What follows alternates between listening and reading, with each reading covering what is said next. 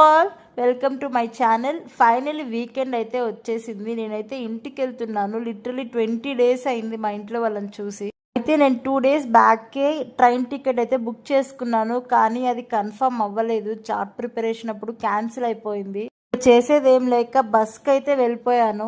ఇక నాకు ఫుల్ ఆకలేసింది, కానీ టైం అయిపోతుందని బస్కి నేనైతే రోల్ తీసుకొని అయితే స్టార్ట్ అయిపోయాను.